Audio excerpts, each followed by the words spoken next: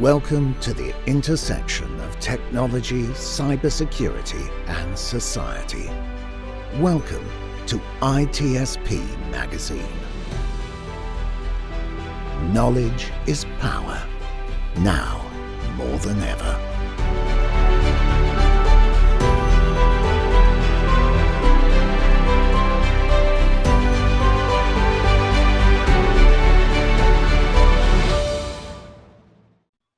All right, this is Marco Ciappelli. The podcast is Audio Signals, and I'm here today for a very exciting episode. And there is a couple of reasons because it is a very exciting episode. Number one, my guest. I'm very excited to have him on. His name is Jim Fielding, and he is going to talk us about the book that he just wrote and is about to come out, and also his story. And as you know, Audio Signals is made of story.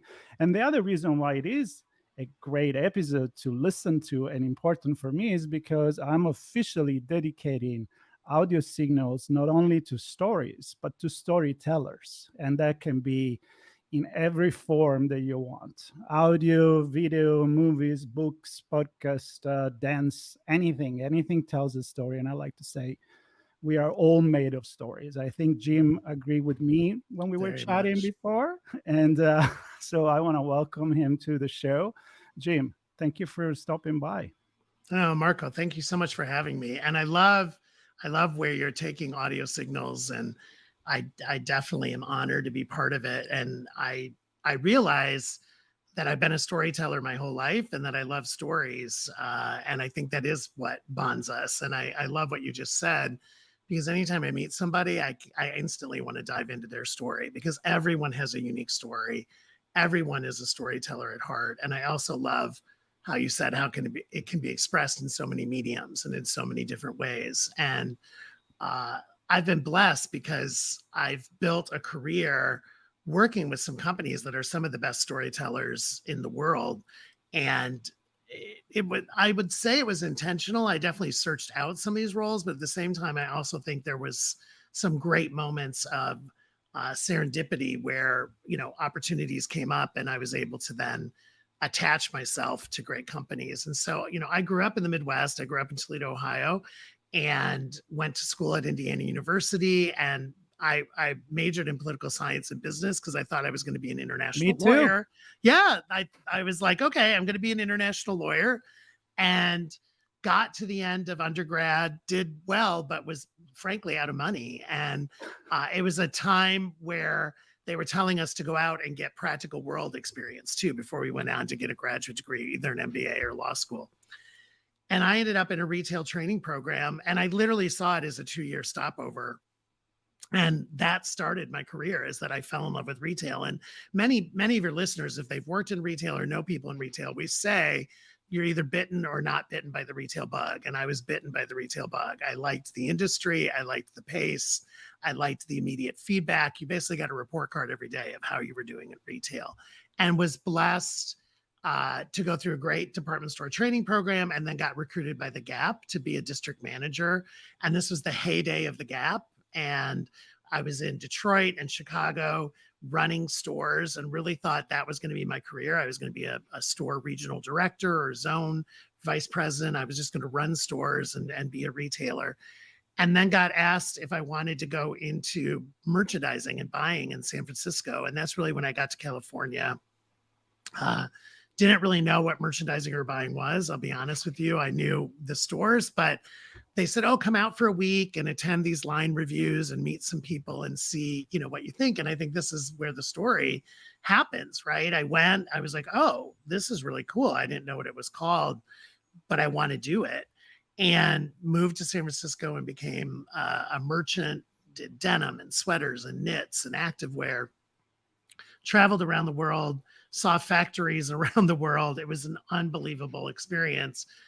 And that was really the first half of my career. I talk about like retail was the first half of my career. And then I got this phone call from a recruiter who said, Disney is looking for someone to be the head merchant for their catalog.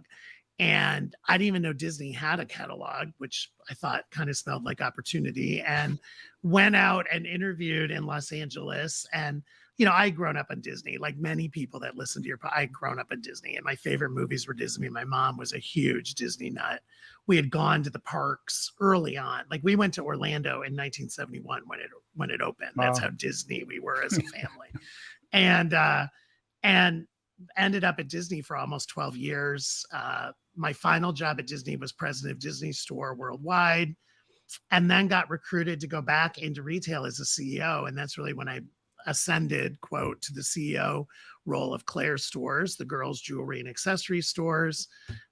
Did that for 2.5 years in Chicago. It got me back to the Midwest, got me back to my retail roots, and then got called by Jeffrey Katzenberg and Michael Francis to come back to Hollywood.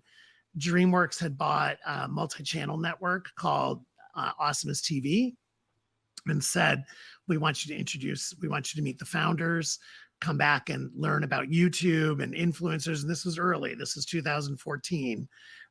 Came back to Hollywood for that, and then spent really the end of my career in big media. I was at DreamWorks. DreamWorks got bought by NBC Universal. I was displaced, got recruited to go to 20th Century Fox. Literally thought I would be talking to you today from 20th Century Fox, because 20th Century Fox was so huge, owned by the Murdoch family. They were acquirers. And, you know, fate came in and said 18 months into it, oh no, Disney's going to buy Fox. And so it was like this full circle, like Lion King moment, the circle of life, that I was, you know, was acquired by Disney, but I knew I wasn't going to have a role at Disney. And then what happened, Marco, was that I was going through that. I got a package. I got a separation agreement. First time in my life I'd ever been fully laid off. And I heard the stories that I would always tell people when we ended up going through restructuring. Take the severance package, take the time, think about what you really want to do next. That's what severance packages are for. Use the outplacement services. And coincidentally, as that was happening, the pandemic was starting.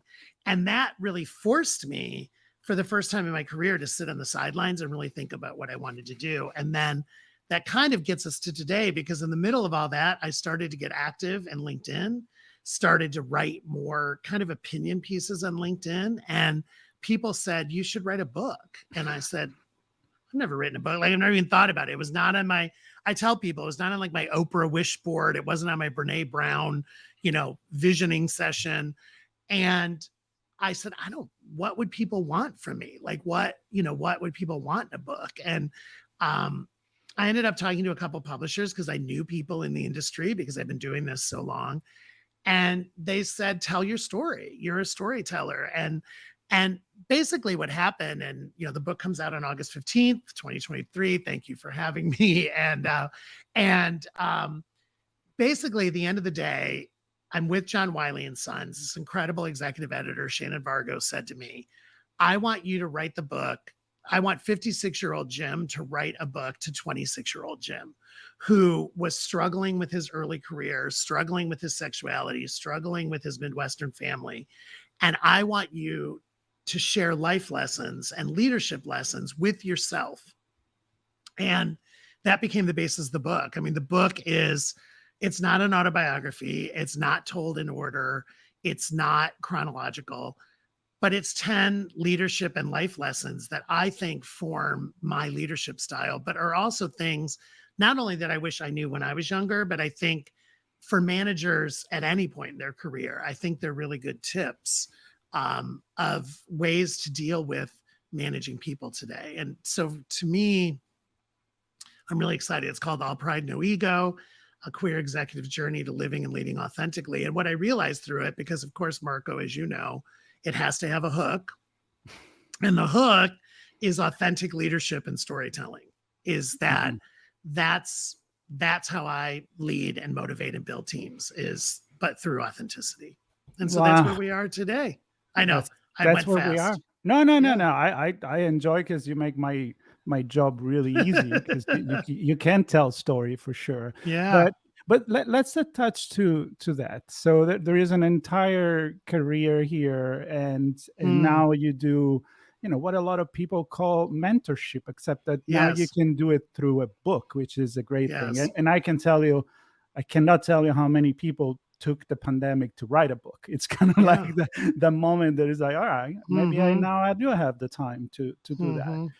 But you mentioned something about storytelling, and I'm going to connect to some conversation that I have on my other podcast as well, or the one about cybersecurity. How do you talk to the board? How do you connect with, the CEOs, and how you get the budget that you want to do what you want, to express your ideas. And it all comes down lately to storytelling. Like for me, storytelling has become the key element to advance in your career, but also to build a team around it. So I'm very curious to know your perspective on this, how you've been using maybe storytelling, maybe when it wasn't even intentional. I don't know. Is that your style?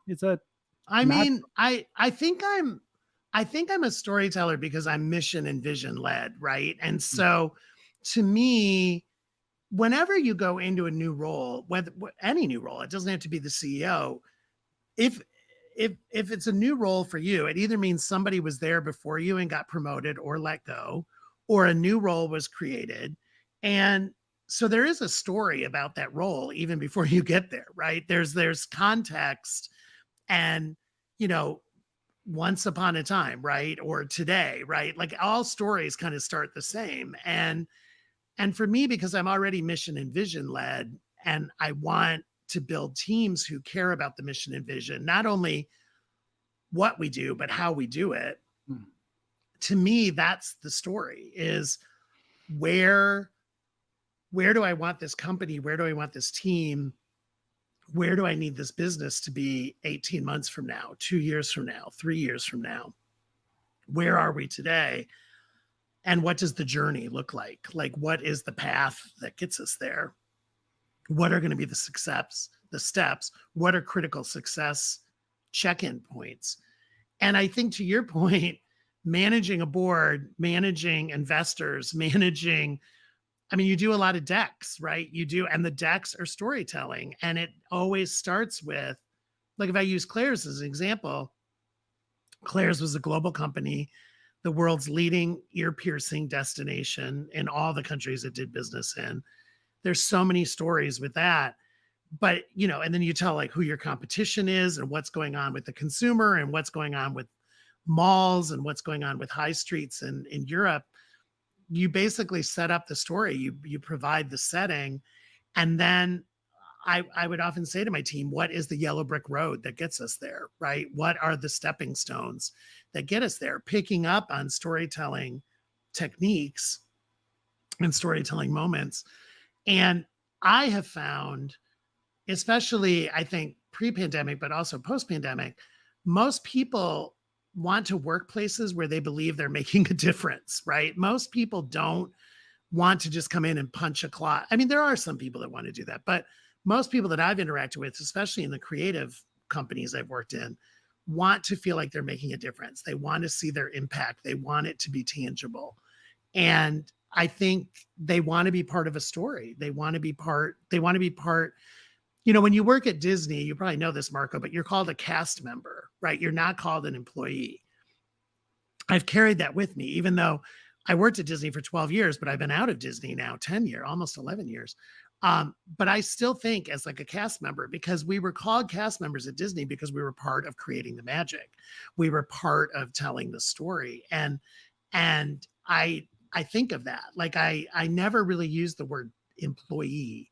I'm always calling it, team or group or community, because I think that's how people want to work now. I think they want to feel a difference, feel themselves making a difference. I'm not making this up. I'm actually reading a biography of Walt Disney right now. Perfect. And I am a big Disney fan. I believe in all the story. I'm like you actually work there. I'm a big fan myself. And there is a few things that I am kind of seeing connecting, at least at the beginning of the company, is that, Disney wanted to be true with him, always true to himself, to be an innovator and authentic. Not really. Exactly. That's exactly where I'm going. The authenticity, and it's like, his brother, you take care of getting the budget to do things. Right. You find the money. I want to do it the right way, and so I was connecting with this thing is in your title, in your subtitle, you talk about leading authentically. And then one of the things I know you talk in the book is how to be always a constant learner, like Yes. you're a lifelong learner. And I can see this to be very well connected together. So I'd love to hear your perspective on these two things, authenticity and learning constantly. Yeah, I mean, it's the second learning in the book I talk about is to stay constantly curious and be a lifelong learner. I think definitely if you're reading Walt is an incredible role model for this, right? And what I say in the book and in my life is I never want to be done. Like I never want to feel like, oh, I've learned everything I can learn and I'm just done, right? I always want to be evolving.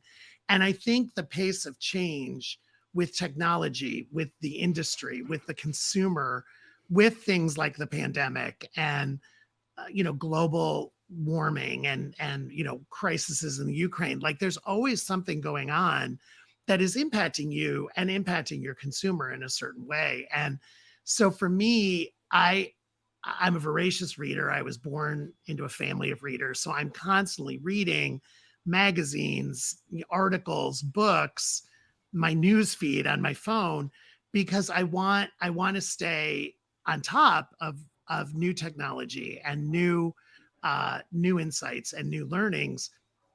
And I think as a leader, you have to role model that for your team, because for them to stay relevant and to stay vital and to move up in their career or move even laterally in their career, like I tell this story all the time. I have jobs.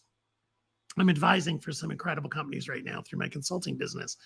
There are jobs that I work with that didn't exist 5 years ago, like job titles and functions that when I started at DreamWorks and when I started at Fox, we didn't have anybody that was doing it. And now they're so critical, social media, digital marketing, all of those kind of jobs. We didn't have that, 5 years, 10 years ago.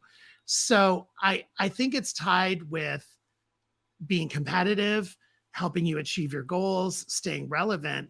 But for me, it's just about staying vital. I mean, I say that all the time, is that I really want to learn something every day, big or small. And there's so much going on in the industry right now. And we were talking before we came on, Marco, the strikes now in our industry, right? The writer strike and the actor strike and what those impacts are having and the ripple effects that it's having all across not only our industry, but across communities like where I live in Atlanta, where the film business is shut down. And what does that do to local restaurants? And what does that do to local hotels and Airbnbs and local economies? And we forget sometimes to think about that, right? Of course, I'm worried about the writers and I'm worried about the actors and I want them to get the deals that they want. And, but it has so many ripple effects. And I'm like a student of that. Like I'm really interested about those ripple effects. Yeah, and I'm with you. I mean, you can always put it from so many different perspectives. World change. There is, even more role now than what there was 10 years, 20 years ago. But the point is, I feel like we need to get along with that, and we can just sit and say, okay, this is where I got. So I want to go into another thing that I know you mentioned in the book, which is about control what you can, but leave space for the possible. And I'm connecting with Disney again with the possible impossible that he used to say. But creating that even in your life, that idea that you just can't get affected by everything, right? I mean, even now, technology move on. I think everybody needs to be respected. Everybody needs to get what they want. But at the same time, we probably need to always reinvent ourselves. So how do you do that? What's the lesson? Well, I think the lesson for me is, I would say up until late 40s, even probably until I turned 50, I was a control freak. Like I like the sentence would have just said control the controllable. I wouldn't even put the comma, right? Because the comma is, but leave space for the possible. I was like, no. In fact, in my career, I was recognized and rewarded for being proactive and taking initiative and delivering projects on time or ahead of time and under budget. And if you had met me in my late 40s, particularly when I was at Disney, 100% of my life, and I'm talking personal and professional life, was scheduled. I knew when I was traveling, when I was on vacation, I would basically plan my life 12 or 18 months out. And I thought that's what you were supposed to do. I thought that made effective. And what I realized was, not only was I setting an unrealistic standard for myself, I was setting an unrealistic standard for my teams, because then my teams thought that they had to be like that, right? And I basically was stressing myself out and stressing my teams out because I was trying to control things that are not controllable, i.e. the weather or airplane departures or the global economy, right? Or the banking crisis. And I was so anal retentive, frankly, and control freak that I would burn out my batteries. Like I would just get tired and I would just shut down for a weekend. And through work with my executive coach and therapist, I learned that I had to start letting go and just, quote, leave space for the possible. My tools, I went back to storytelling. It's interesting, Marco. I went back to journaling. I went back to journal. I'd always been a journaler. I kind of put that on the side. I went back to journaling, which sometimes meant doodling, to be honest, or writing like weird poetry. I found meditation. I found adult coloring books, like where I literally would just color.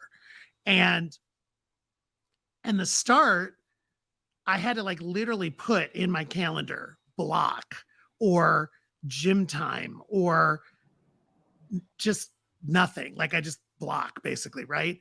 And over time, I came to realize that by putting time in my day, in my week, in my month, I was actually getting some of my best inspiration and some of my best creativity in those spaces where I didn't have anything planned. I didn't have a meeting. I didn't have a show I was watching on TV. I wasn't reading a book. I just was kind of doing nothing. And I think I used to almost be afraid of it, Marco, if I'm honest with you. I think I was almost afraid of blank space in my calendar because I was like, that meant I wasn't being productive. Like it had been so beat into me. So you were feeling guilty for... Yes, I was feeling guilty. Like, oh my gosh, I should be doing 3 to 4 is open. I should have scheduled something instead of just sitting back and saying, you know what, I think I'm going to have a cup of tea or a cup of coffee and I'm just going to reflect. And I find that I get my best ideas and my best inspirations like in that time. And again, as I was coming to this learning, I think the pandemic forced a lot of us to do this, right? Particularly in California, as you know, Marco, we were shut down. I tell people this all the time. Now that I live in Atlanta, I'm like, you don't understand the pandemic. Like we didn't leave. You remember, like I would go out to walk my dogs and you'd see a neighbor and you would cross the street. Like you were not even, I literally would just be like, every day I'd walk my dogs. That was my activity. And do my Peloton in the garage. Like that was my 2 things I did. That's and me. yeah. And I think that, and you can only watch so much TV. You can only read so many books. I love to read, but there's times where you just need a break. And now I look forward to it. And now it's become a habit where I don't have to write it into my calendar. It's just something that comes naturally to me now. And so I really want to role model that for people, particularly young people. And I want to make sure that I'm not rewarding people for being like hyper controlling schedule people. All right. So with this, I feel like throughout the conversation already, you have put quite a bit already of tips on to give to people. And to give, let's go back to write a book. To what would you say to younger Jim, right? So you already sprinkle a few of those. Let's keep going. So these experience, in your personal experience, but you and also many other people like you, that are 25 now. I mean, honestly, like open heart, on your sleeve, and seriously, you take your time for yourself, constant learning, be flexible, be honest, and what else did you learn? I mean, I think there's 10 learnings in the book. I mean, it's not that I don't have favorites. People do ask me that, like, which are your favorites? But I mean, another one that I learned, I think it's learning number 8, is selfish is not a bad word. I think that's a really important learning for young people. Yeah. I grew up in a home where selfish was a bad word, where you were basically put in the corner to think about what you had done, because selfish meant you weren't sharing your toys, or you weren't sharing your food. You were basically not sharing, was selfish. And I had to twist that and learn that selfish meant self-care, and that taking care of yourself mentally, physically, and emotionally actually made you a better person, made you a better leader, made you nicer to be around, made you a better friend, a better son, a better partner, a better brother, the whole bit. And so that was a huge learning for me that I wish I would have learned earlier in my life. I think another learning is don't let anyone ever dim your light. That was probably the hardest part of the book to write, because that, particularly as a queer man, got into the bullying that I experienced in middle school and high school, where I wasn't even 100% sure what my sexuality was. And I was struggling with all that, and people were attacking that. And I was extremely vulnerable, physically, mentally bullied. And then realized later in my life that I got into some situations in the professional world where there was bullies in the professional world, and that I would get bullied and it would manifest the insecurities of that middle school and high school kid, that I hadn't really processed all of that hurt and anger from earlier in my life. And it would manifest itself, later in my career in not nice ways, because I would just shut down. I would get frustrated and I'd shut down, and I'd almost revert to that child. And I had to work through that. I was never going to let anybody bully me again. That didn't mean I wouldn't listen to other people's point of view. It didn't mean I wouldn't engage in healthy debate or discussions. But if they were starting to really denigrate me or really, really go in hard, I had to stand up for myself, and I wasn't ever going to let anybody dim my light again. And to the point, I tell a story in the book where I ended up leaving a job position because I was just in an unhealthy relationship with my work supervisor, and it wasn't going to change. He wasn't going to change. I wasn't going to change. And so what I said is, even though I was in my favorite job in my life, I needed a change. Because I was getting bullied. And I think, another chapter, I mean, we talk, at Disney, on your first day at Disney, they ask you who your favorite character is. I'm sure that started in Walt's days, right? And it literally goes on your name badge. My favorite Disney character since a kid is Jiminy Cricket from Pinocchio. And people ask me why. And it's because he's like the moral conscience in that movie. He's like he's like Pinocchio's best friend. He's like on his shoulder, giving him advice, almost in a brotherly way.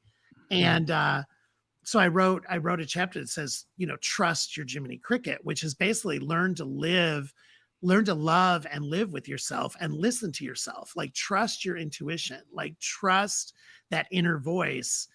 And all of us have an inner voice that has a good side and a bad side, right? That's the thing. When I was getting bullied, back to that chapter, what anybody was saying or doing to me was nothing worse than what I was saying to myself internally, right? So I had to learn to love myself and live with myself and accept myself completely. That's the authenticity. And that's another thing that I wish I would have learned younger. I think would have enjoyed my 30s more. I think I would have enjoyed, my early 40s more if I had learned to really love and embrace myself completely earlier in my career. So each one of the lessons is tied to personal stories, back to your storytelling, and professional stories. And I had to go vulnerable in order to write it. I had to write about some not really nice things, some things that had happened in my family, some things that had happened to me in career, things that had happened to me personally. But again, if I wanted to mentor people or share with people, I felt like if I wasn't honest about how did I get to that learning, it was going to come off as inauthentic. And that's not me. Inauthentic is not me. Well, it's in the title too. So right. Yeah, put it on the title. It's so funny you say that, Marco. We debated, right? When first off, I put queer on the cover and I put authentic on the cover. That was 2 very long discussions because unfortunately in the world we're in right now, certain bookstores may not carry it because it has queer on the cover. And then if I was going to be authentic, it meant I had to go authentic. And that meant calling my mom and telling her what I was doing, calling my sister and telling her what I was doing, and having my sister be an early reader, because a lot of my early story is also her story. We were there together, right? And so, and I loved it. She read some of the early chapters and she came back and said, just keep going, keep going. You need to do this. Yeah. And honestly, if she had told me, and she told me sometimes, I think you went too far, or, you know, you were a little hard on mom and dad in this part. It wasn't always terrible. And I totally loved that feedback, because sometimes when you're writing, you can go a little dark. I realize, like, you just kind of go down this rabbit hole, and having her as an early reader was a godsend, because she would pull me back up and say, we had a lot of good times too. Like, it wasn't all dark. Yeah. I think it was Hemingway, or I don't want to misquote someone, but it said, it's easy to write. You just cut your vein and let it bleed on the typing. Yeah, there was times, Marco, the bullying chapter, the learning 3, where I would write like 1,500 words and I'd erase them all. And I was like, that's too much. Or I would write 500 words and be like, I have to take a break. Like, it's just too much. I got to come back to it. It's emotional. It's emotional. It's emotional. And it was cathartic. And in a weird way, probably ended up being one of the most selfish things I've ever done, is to take the time. And as I was writing it, I was realizing, of course, when you write a book, you want it to sell. Like, I want people to like it. Like, I want people, but it was never about bestseller list or, you know, selling a lot of books. It was like, can I just help a few people? Like, can everybody read this and take away one learning, or, you know, one insight? And I had about 35 early readers that I purposely chose, a wide swath of ages and sexualities and gender, and, you know, unanimously they came back and said, this is good and the world needs this. But they all took something different away from it, and that made me feel so good, because I was like, that's exactly what I want. It's not like you have to be gay to understand the book, or a man to understand the book, or 50 to understand the book. Like, everybody took something away from it. So that made me feel good. Okay, so here's one of my favorite questions to ask. Yes. When I talk to people that write a book, is, while you're writing, who are you telling that story in your head? Like, you know, like, this could be for the 50, this could be for the queer person, this could be for the young leader. Was it like different chapter that were making you think about someone else listening to you telling this story, or you had like more of a target in mind? No, that's a good question. I mean, I definitely, you know, in the dedication of the book, I dedicate it to young leaders around the world. And I say particularly those who feel like they don't fit in. So I think I was writing it to people who feel marginalized for whatever reason. So that could be women, or LGBTQ, or people of color that who do not feel that they're part of the system, right? That the system wasn't built for them. The way I wrote it, and my writing style, I wrote it like how we're talking, like you and I are sitting next to a fire and I'm sharing stories. Like, you know, like I write in a very conversational way, I've learned now.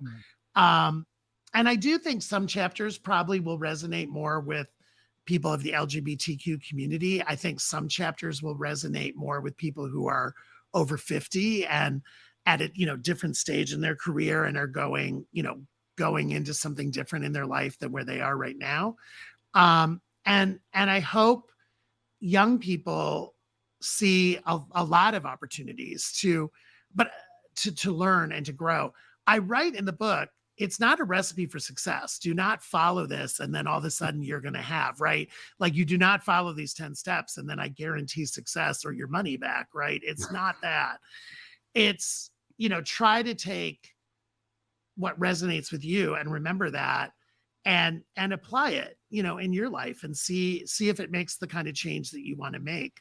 And And I'm excited to do things like your podcast. I'm actually excited to get out on the road and do some of these appearances and signings and things I'm doing, because again, I want to talk to people like that. That's my leadership style. And so I saw different people talking to me, right? I always saw somebody in a chair, to your point, but I think it was different people. I never saw it as a lecture. I always saw it as a two-way dialogue. Exactly what we're doing, where somebody said, well, what do you mean by that? Or, okay, I understand that, but I don't understand that example. Give me more. I love that feedback.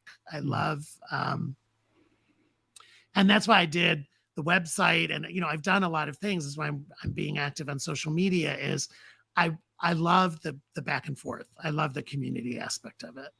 And I have to say, I'm looking at the website right now and looking at the cover. I love how you put that pin with a rainbow eagle on the it's it's really cool. And honestly, I didn't meet you before this, but I felt like I'm feeling like you're coming through very honest. You're not even trying to sell the book. It's you're just telling your story, and I love that. And I want to end up this with what I believe it's the most important thing in any story, which is the why, right? How you do this, what you do, but the why you write it. And again, I know you said it throughout the conversation, but I want to give you a minute to wrap this episode with kind of like your final message on the why you wrote it and why you suggest people to read it, and then we say goodbye. And perfect setup. Setup. There you go. Yeah, it's so easy for me. I write in the book. It's again one of the learnings. May we leave our corner of the world better than we found it. It's something I talked about in my high school speech. Like I gave a speech to the National Honor Society many, many moons ago. It was the theme of my speech. It's something I've carried with me my whole life. And I really believe in small incremental changes, this ripple effect we talked about earlier. And any situation I enter, a work situation, a friendship, a personal relationship, a business transaction, I want to feel like I'm adding value. And I want to feel that when I'm done with that situation, whoever I interacted with feels like it's in a better place than when I got there. And it's how I measure myself and look at myself in the mirror every day and say, Jim, are you better today than you were yesterday? Did you do what you wanted to do today? And, and I think the older I get, it's very much tied to gratitude and just living in the moment. But that's my simple summary for this. It's just, may we leave our corner of the world better than we found it. Can be better than that. So I'm gonna stick with that. I'm gonna say that I absolutely agree. I'm going to say that, again, a little reminder that all the link to connect with you, to the book and to the website will be in the notes of the podcast, or if you're watching YouTube, it's going to be right there. The book is All Pride, No Ego. I absolutely want to read it as soon as it come out, which will be August 15. And if you're listening to this, it may be after, because it's not that this magic will disappear. So the book will be probably on the shelf or the virtual shelf for a long time. Yes. And if it's before, just go ahead and book it so that you can get it right away. I'm honored, really, Jim, to Marco, be able to have this conversation with you. And it was a great start for the new deal of Audio Signals podcast about storytellers and why they tell their story. And there's some big whys here. Yes, it was my total pleasure and such an honor. Like I said, I can't thank you enough for asking me. Well, it makes two of us. We're happy. Yeah, we're going to say goodbye to everybody. Goodbye. And see you to the next episode, or listen and subscribe. And to the next one. Bye-bye. Bye. We hope you enjoyed this conversation. If you learned something new and this story made you think, then share ITSPmagazine with your friends, family, and colleagues. If you represent a company and wish to associate your brand with our conversations, sponsor one or more of our columns. We hope you will come back for more stories and follow us on our journey. You can always find us at the intersection of technology, cybersecurity, and society.